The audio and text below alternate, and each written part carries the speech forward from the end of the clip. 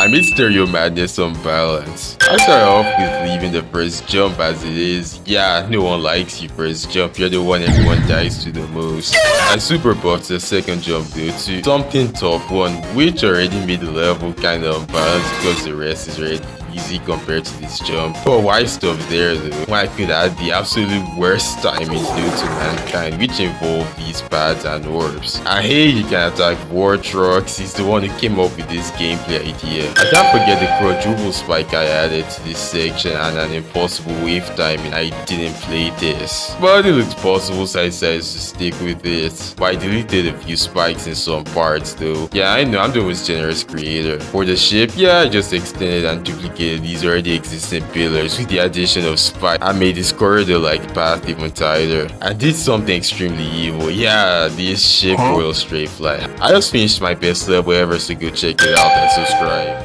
I made the well-known impossible level back on track really unbalanced. Since this is an impossible level, I kept in mind to mainly do nerfs this time around. Until I was like, screw it, you all are only here for the buffs. So I added a spiker so you have to do a timing on this first path to get through. And yes, I did bring back all those or path timings I added in Stereo Madness. Still blame Vortex for this. But don't worry, I still made some nerfs in the level to make it a bit more bearable, like adding a pink pad to one of these pillory things to skip a few jumps. I deleted a few spikes, and I definitely also shifted spikes for some timings, but hey, with the shape I didn't do anything too crazy this time around. All I did was added ground spikes to the, well, ground and ceiling, plan on some of the platforms too. I also nerfed the corridor, well, mostly, and I didn't do any crazy buffs this time around. Well, I don't think this is getting verified anytime soon.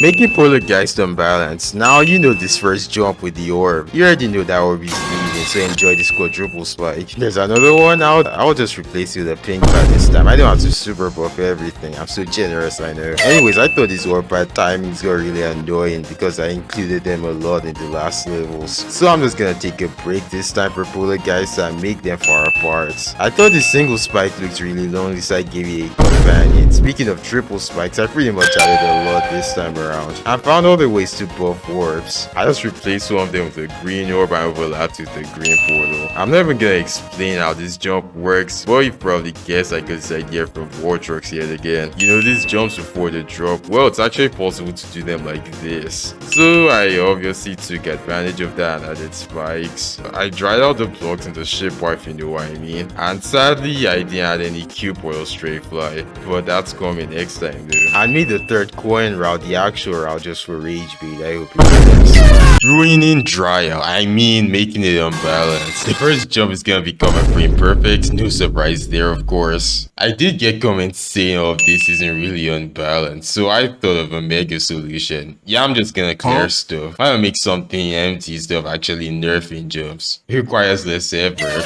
I added your good old buddy the orb pad timings, I mean a lot of them this time around. And let's just say I worked on something really interesting in the upside down section. Since there's a bit of camera awkwardness when you flip gravity, I decided to take that to a whole new level. Trust me, it's actually easier than it looks, it's not too bad.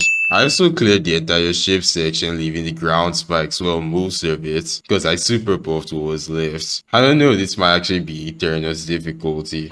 Making base after base unbalanced. I'm just gonna take a little break from all of those crazy shenanigans I did with the other levels and do something small by buffing all the coins in the level. Oh, and I closed the regular paths by the way, so you have to take the coin route. So coins being awfully easy just pissed me off. But the first time I did some black orb spike gameplay. Simple to understand, but really hard even in 0.2 times speed though. For the second, I made it such that you have to fall and click on this orb, then do a frame perfect jump before hitting another orb to get back on track.